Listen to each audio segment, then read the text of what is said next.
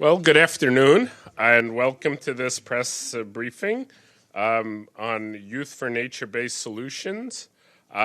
Nature-based solutions are an important facet of the Climate Action Summit that's coming up. Nature has often been overlooked as a solution to climate change, and that's changing. And we have a panel with us that are going to be discussing how this is changing and what they're doing.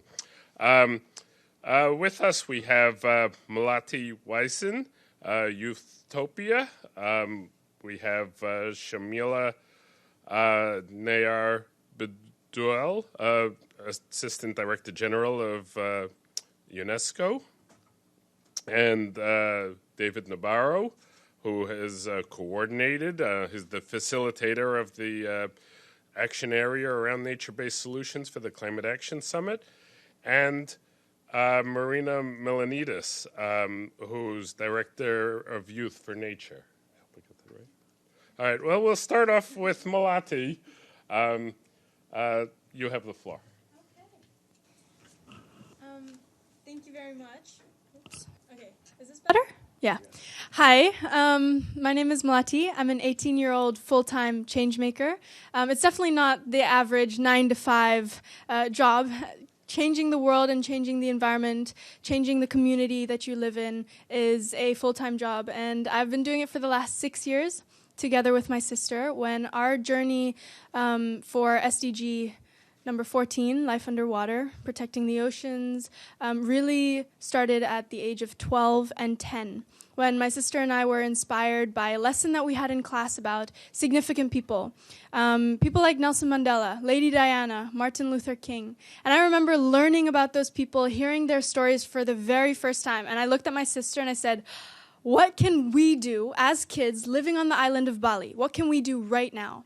And we went home that day, took out papers and markers and started, brainstorming. Just throwing the question out there with all of our authenticity, passion, and just the belief that we didn't have to wait until we were older to start making a difference. And it was as simple as that.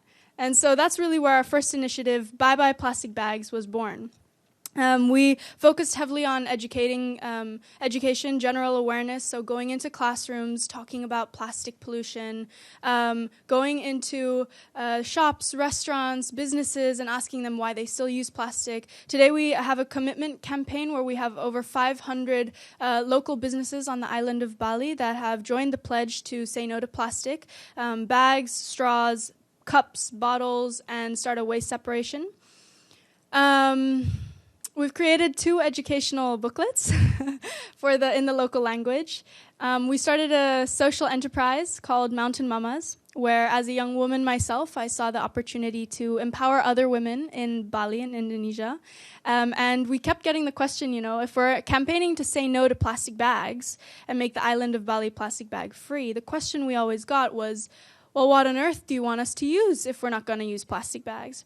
To us, the answer was pretty simple. There were alternatives, and we didn't want to at all get involved in the alternative bag industry or start up a campaign, but we did see an opportunity here to empower women and also to provide alternatives to the more local communities. And so Mountain Mamas came about.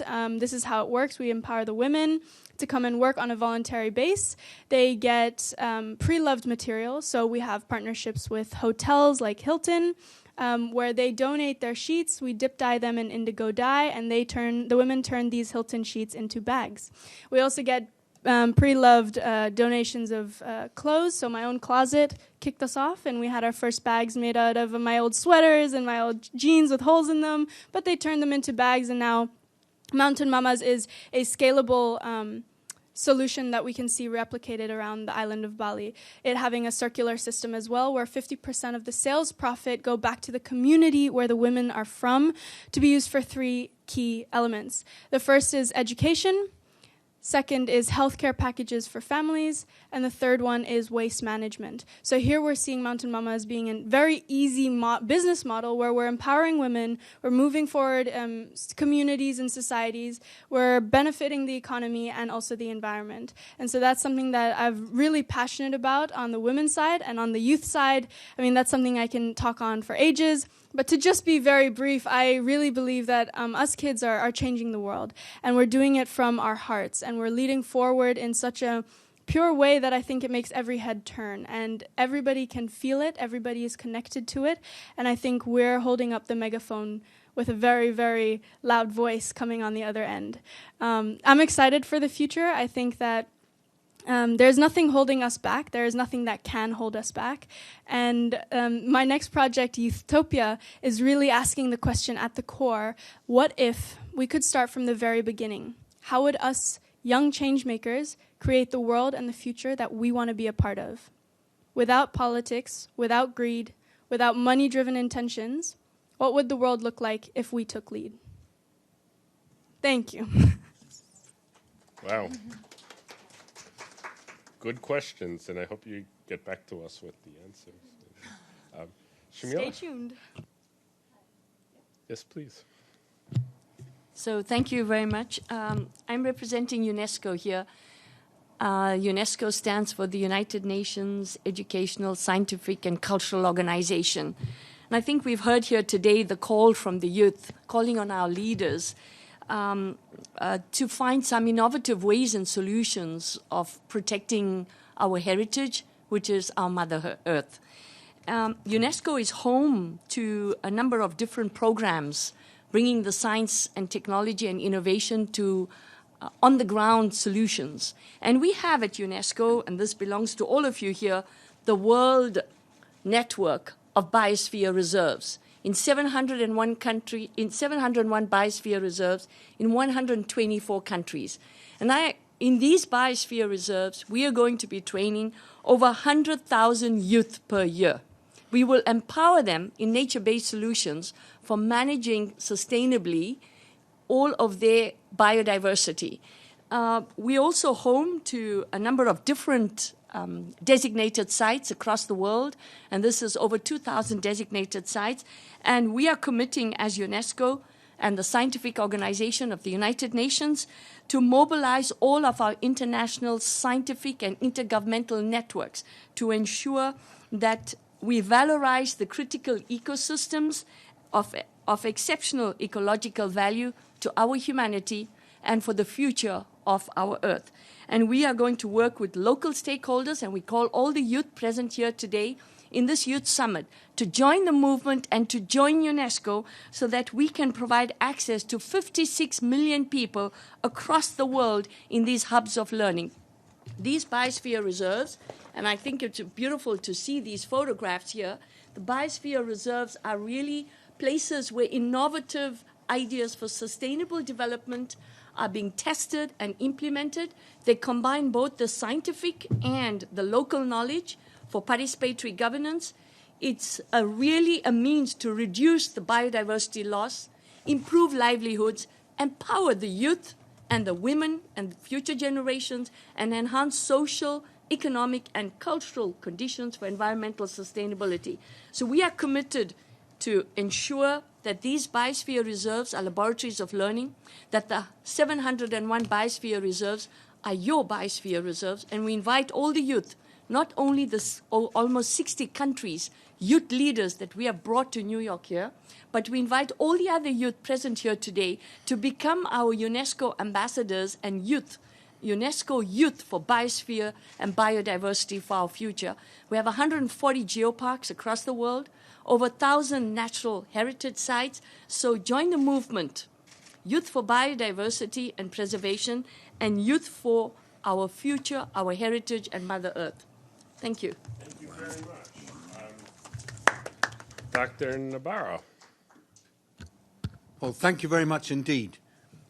You know, when this climate summit was being developed, the Secretary General of the United Nations asked countries to come together and suggest ways in which ambition and action could be risen. And there were many areas that he identified, but one that has really caught the imagination, Dan, is nature-based solutions. And a lot of people said, well, what's that all about?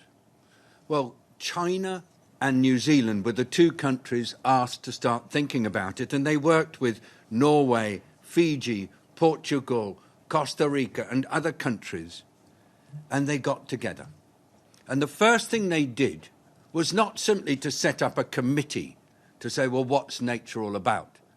They invited the world to give ideas. So between April and May this year, all over the world, people were coming together and just putting their ideas down and sending them in. How could nature and nature-based solutions make a difference to our future?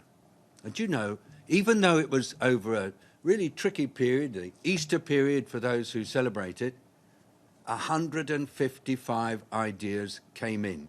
And many more have come in since, and now it's more than 200. And so what happened then was that these countries took these ideas and they said, well, what does this all mean? The most important thing is it means nature should be integrated.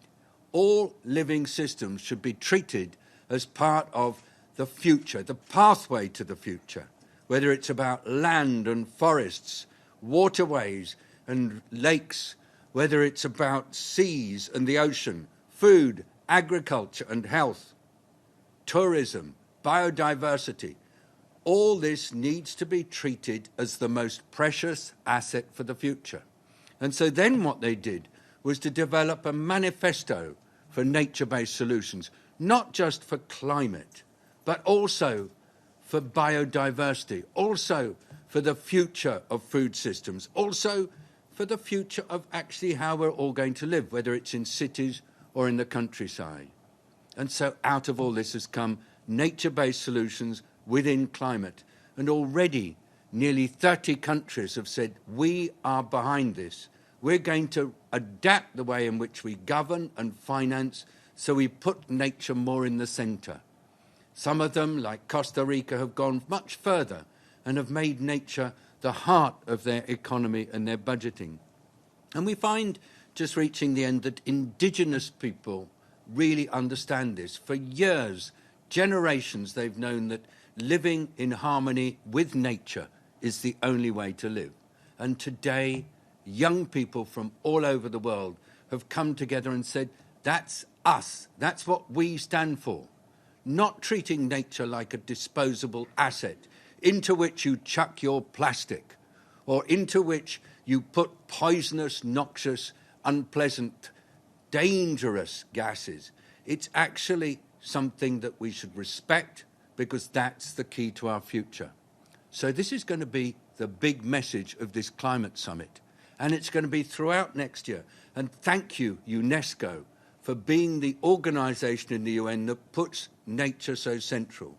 Thank you, the Food and Agriculture Organisation, UN Environment, UN Development Programme, the whole of our United Nations family for listening to young people saying nature has to be there or else really there's no future for us. Thank you. And now I'd like to go to Ms. Marina Melianis, the Director of Youth for Nature.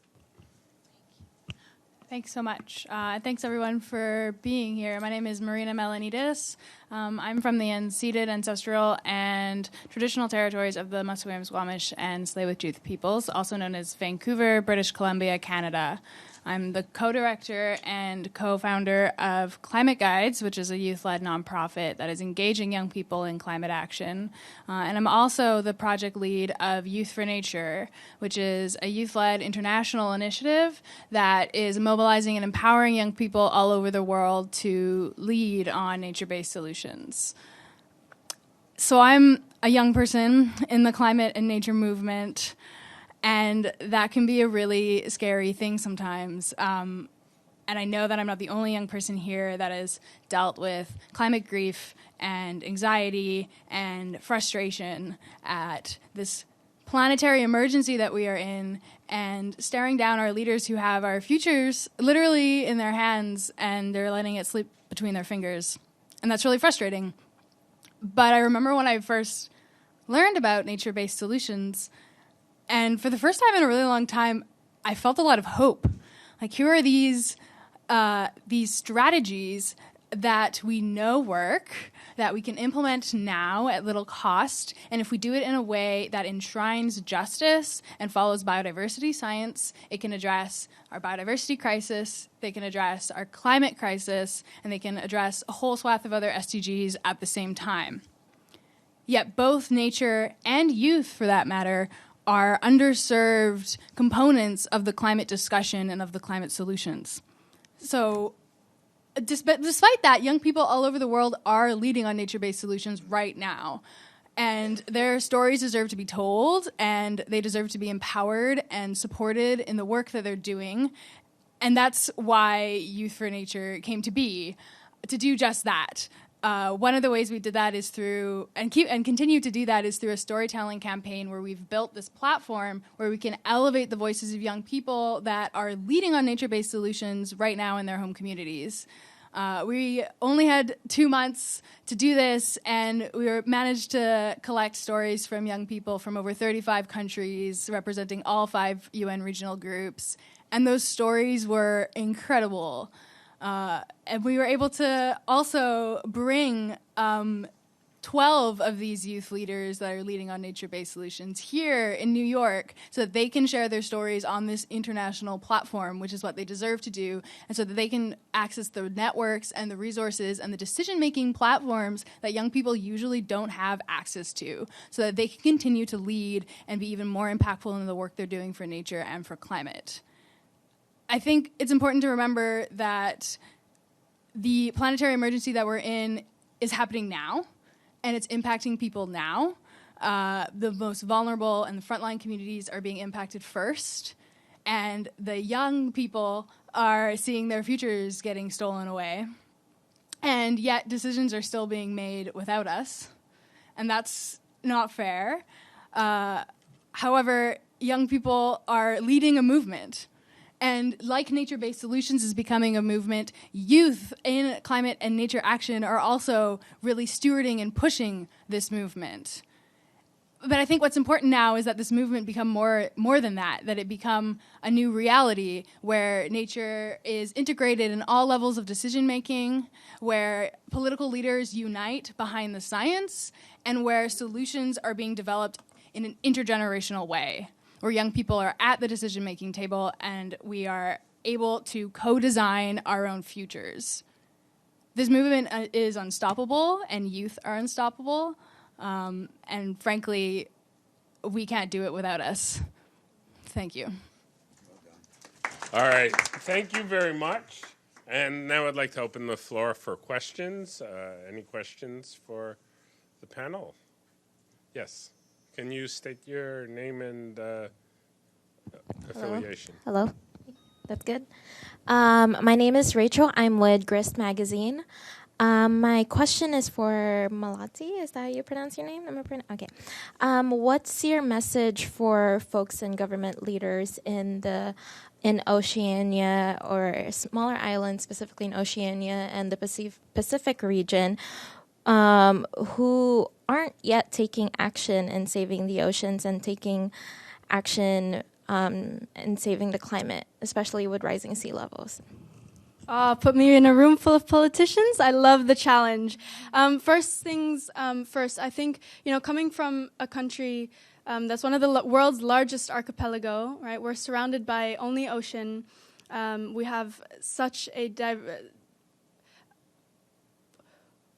beautiful biodiversity. We have a beautiful culture, and yet we're one of the first countries as well to change our capital city because of climate change and rising sea levels, right? And so one thing that I would say to politicians is that we need to make time to invest in our people. I think coming from Indonesia as well, especially being part of the younger generation, I'm seeing so many bright young entrepreneurs that have the solutions that are just waiting to be plugged in.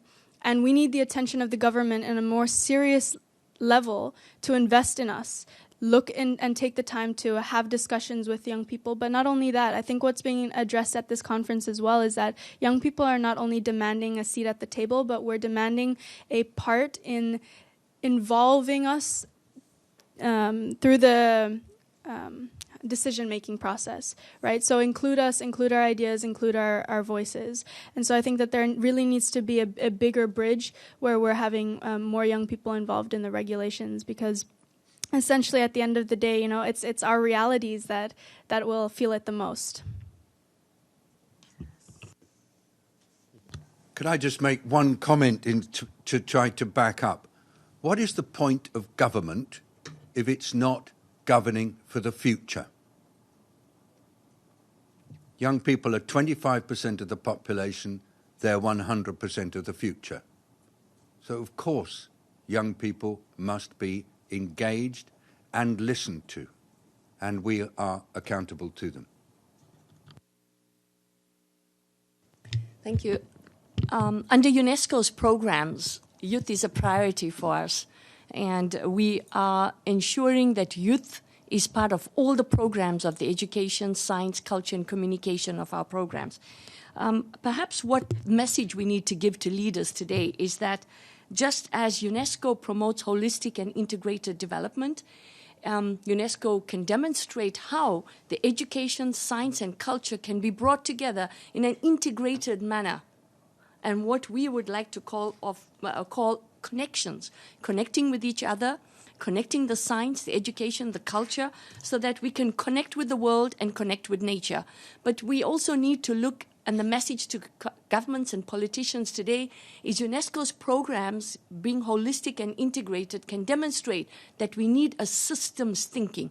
We need a new way of looking at our role in nature. We are part of the biodiversity. So how can we all live in harmony with nature? And these biosphere reserves, which are UNESCO's designated biosphere reserves, that belong to the world, because they are the world's biosphere reserves, they demonstrate that nature and human beings can live in harmony with each other. So we are showing this integrated approach and this systems thinking. We cannot isolate the education, the science, the culture. We cannot isolate people from nature. We need to demonstrate a systems thinking. So we need national development strategies to take into account a systems way of looking at preserving nature, of addressing climate change problems, and ensuring that the youth of today and tomorrow are empowered. Thank you. Thank you. Yes. So, my name is Simon Ateba from Today News Africa, Washington, D.C. My first question is to the two younger person on my left side. What message do you have for President Donald Trump, who doesn't obviously believe in climate change or climate crisis? First question. And a quick other question. On Monday, we have youth who is shut down Washington, D.C., including people going to the White House and people going to the Department of State and everywhere. Do you think that's the way forward, like shutting down all the capitals of the world? And do we shut down Washington, D.C. on Monday? And last question. Coming from Africa, I've seen all kinds of activists who are really doing great things, but it seems to me that you need to be white to really have that international media attention. Are you concerned that racism is still a big issue in the fight against climate change? Thank you. Thank you. For that first question, I don't have anything to say to President Donald Trump. He doesn't believe in climate action. And there are many people that don't believe in climate action, but I think there are many more people who do believe but are on the fence or feel like there's nothing that we can do. So instead of taking time to have a message to President Donald Trump, I would instead have a message to those people who are not sure if there's anything they can do, or maybe feeling hopeless, or think that this is something that's far into the future and that they don't have to worry about it yet. And my message to them would be, this is something that is happening now. There are real local impacts, but you can act. And I think with the movement that we've seen from young people just yesterday, my voice is a little bit raspy because I was yelling at the climate strike. So I apologize for that. But that was such great energy. And even bringing more people out to those events really, really gives you a lot of hope that you can act. And my second message would be, I think, to young people, to register and vote. You have the power in a democracy like the United States anyway, you have the power to decide who is sitting in the White House, and that is your responsibility to do so. So take that power and own it. Yeah. I mean, speaking very briefly, I think a lot of the answers nowadays of like, what would you say to Donald Trump is, I have nothing to say. However, I do think that another way of looking at it is actually, if I had a chance, or if there was another American young activist that would take up this idea, is that, going into a meeting with a very solid crew of people in the science community, activists, young activists, people in the business industry, everyone who understands that climate change is a reality.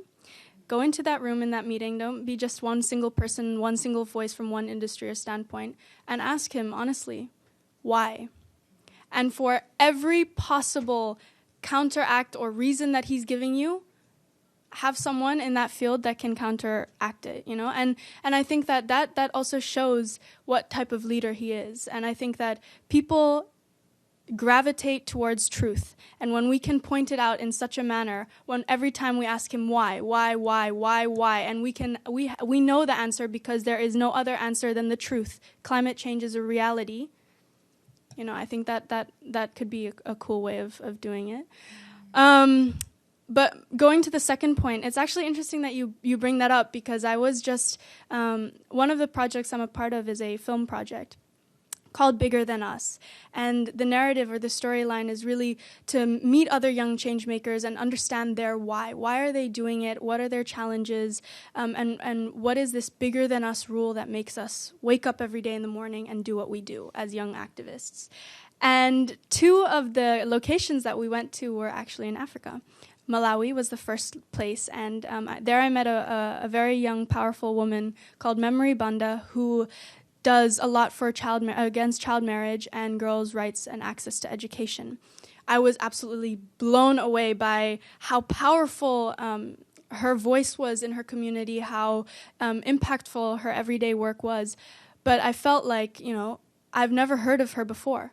And similar to Winnie Tushabe, who I met, just came back from Uganda from, and she was doing just as beautiful and impactful work every day, going out there into the fields, empowering women to become farmers, growing their own vegetables and fruits, and I've never heard of her.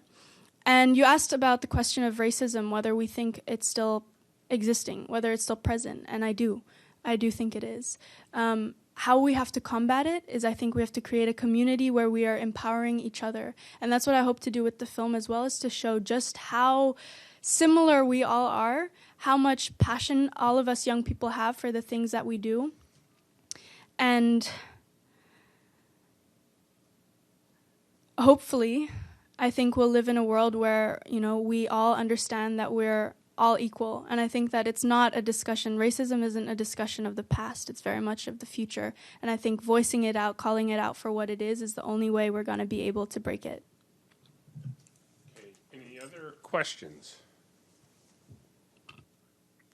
All right. Well, then thank you very much for coming, and thank you for presenting on this. This was fascinating.